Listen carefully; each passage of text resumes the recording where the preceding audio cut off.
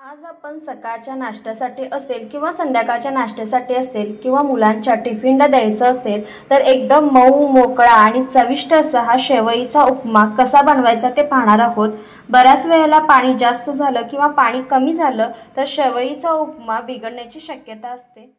त्यामुळे खूप साऱ्या टिप्स या व्हिडिओमध्ये सांगितलेल्या आहेत, त्यामुळे व्हिडिओ स्किप न करता शेवटपर्यंत नक्की पहा।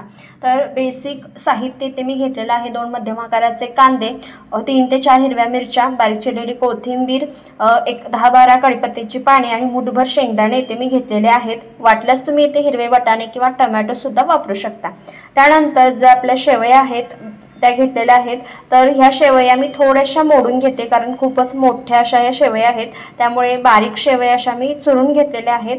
आणि आता ह्या शेवया आपल्याला वाटीच्या साहाय्याने मोजून घ्यायच्या आहेत, म्हणजे आपल्याला नेमका पाण्याचा अंदाज येतो। जर तुम्ही नवशिके असाल तर नक्कीच तुमच्या फायद्यासाठी हा व्हिडिओ आहे, त्यामुळे व्हिडिओ स्किप न करता शेवटपर्यंत नक्की पहा। आणि तुम्ही जर या चॅनलवर नवीन असाल तर प्लीज अशाच नवनवीन रेसिपींसाठी चॅनलला सबस्क्राईब करायला विसरू नका। सबस्क्रिप्शन अगदी फ्री आहे। बाजूच्या बेल आयकॉनवर प्रेस करा म्हणजे येणाऱ्या नवनवीन रेसिपींचे नोटिफिकेशन सगळ्यात आधी तुम्हाला मिळेल। तर इथे 1 वाटी आपली शेवई झालेली आहे। आता शेवई आपल्याला भाजून घ्यायची आहे, तर शेवई इथे आपण कोरडीच भाजून घेणार आहे, कुठेही तूप किंवा तेल वापरणार नाही। कोरडी 3 ते 4 मिनिटं लो गॅसवर आपल्याला भाजून घ्यायची आहे। तुम्ही मीडियम गॅस करू शकता, पण एकसारखं हलवत राहायचं आहे। जास्त मोठ्या गॅसवर शेवई भाजू नका, नाहीतर मग खालून पटकन करपण्याची शक्यता असते। त्यामुळे लो गॅसवर छान अशी खमंग शेवई भाजून घ्यायची आहे। 3 ते 4 मिनिटं लालसर होईपर्यंत भाजून घ्यायची। तर आता ही चांगली अशी लालसर होईपर्यंत शेवई मी भाजून घेते। तर हे पहा, इथे छान अशी लालसर होईपर्यंत शेवई मी भाजून घेतलेली आहे। लगेचच आपल्याला एका ताटामध्ये ही काढून घ्यायची आहे साईडला। त्यानंतर त्याच कढईमध्ये 2 मोठे चमचे तेल घेतलेलं आहे। तेल चांगलं असं गरम झालं की त्यामध्ये मुठभर शेंगदाणे आपल्याला तळून घ्यायचे आहेत। चांगले असे तळून घ्यायचे म्हणजे मस्त खाताना कुरकुरीत असे छान लागतात। त्यामुळे आता हे शेंगदाणे मी तळून घेतलेले आहेत, साईडला काढून घेते।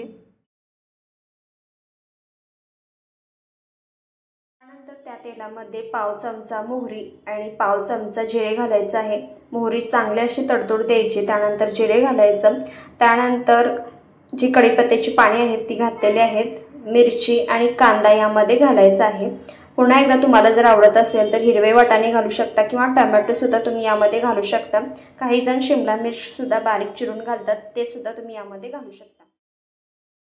तर हा कांदा आपल्याला चांगला लालसर होईपर्यंत भाजून घ्यायचा आहे। तुम्ही जर या चॅनलवर नवीन असाल तर प्लीज अशाच नवनवीन रेसिपींसाठी चॅनलला नक्की सबस्क्राईब करा। सबस्क्रिप्शन अगदी फ्री आहे। बाजूच्या बेल आयकॉनवर प्रेस करा म्हणजे येणाऱ्या नवनवीन रेसिपींचं नोटिफिकेशन सगळ्यात आधी तुम्हाला मिळेल। आणि जर रेसिपी आवडत असतील तर लाईक करायलाही विसरू नका। तर हलकंसं मीठ यामध्ये मी घालते आणि पाव चमचा साखर यामध्ये घातलेली आहे। कांदा आपला चांगला लालसर होईपर्यंत भाजला गेलेला आहे, तुम्ही पाहू शकता। यामध्येच हळद घालायची आहे पाव चमचा। तर हळद ऑप्शनल आहे, नाही घातलं ज्यांना आवडत नाही त्यांनी नाही घातली तरी देखील चालते। हळद घातल्यानंतर चांगलं असं मिक्स करून घ्यायचं आहे। त्यानंतर आता यामध्ये आपण 1.5 वाटी पाणी घालूयात। तर 1 वाटी शेवईसाठी 1.5 वाटी पाणी इथे मी वापरलेलं आहे। 1.5 वाटी पाणी घातल्यानंतर याला चांगली अशी उकळी येऊ द्यायची आहे। हे पहा, अर्धी वाटी पाणी बाकीचं शिल्लक राहिलेले आहे 1 वाटीपैकी, म्हणजे बरोबर 1.5 वाटी पाणी इथे मला लागलेलं आहे। यामध्ये चवीनुसार मीठ घालायचं आहे आणि आता पाण्याला चांगली अशी उकळी येऊ द्यायची आहे। यावेळी तुम्ही गॅस मोठा करू शकता। पाण्याला चांगली उकळी आलेली आहे, तुम्ही पाहू शकता। यामध्येच बारीक चिरलेली कोथिंबीर घालायची आहे आणि पाण्याला उकळी आल्यानंतरच यामध्ये हे जे आपण भाजून घेतलेल्या शेवया आहेत ते यामध्ये घालायचे आहेत आणि आता हे चांगलं असं मिक्स करून घ्यायचं आहे।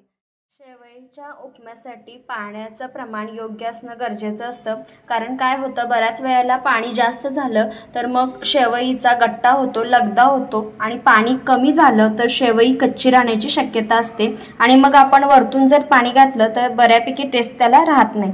तर आता काय करायचं, यावर झाकण ठेवायचं आणि 3 ते 4 मिनिटं वाफ येऊ द्यायची आहे। तर 3 ते 4 मिनिटानंतर तुम्ही पाहू शकता आपले ते मस्त असा चविष्ट मऊ आणि मोकळा शेवईचा उपमा तयार झालेला आहे। तर लो गॅसवर एक 3 ते 4 मिनिटं आपल्याला ही शेवई शिजू द्यायची आहे। त्यानंतर मी हे झाकण काढून घेतलेलं आहे आणि त्यानंतर आपला हा मस्त चविष्ट असा मऊ मोकळा शेवईचा उपमा तयार झालेला आहे।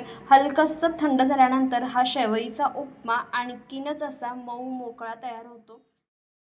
व्हिडिओमध्ये दाखवलेली पद्धत वापरून जर तुम्ही अशा पद्धतीने शेवईचा उपमा बनवलात तर अतिशय चविष्ट आणि मऊ मोकळा असा हा शेवईचा उपमा आपला तयार होतो। तर आमच्या घरी अगदी सिंपल असा शेवईचा उपमा लागतो, त्यामुळे मी अशा पद्धतीने बनवला आहे। तुम्हाला आवडत असेल तर यामध्ये तुम्ही हिरवे वाटाणे किंवा टमॅटो किंवा शिमला मिर्च, इव्हन काही जण कोबीसुद्धा वापरतात, यामध्ये घालून तुम्ही बनवू शकता।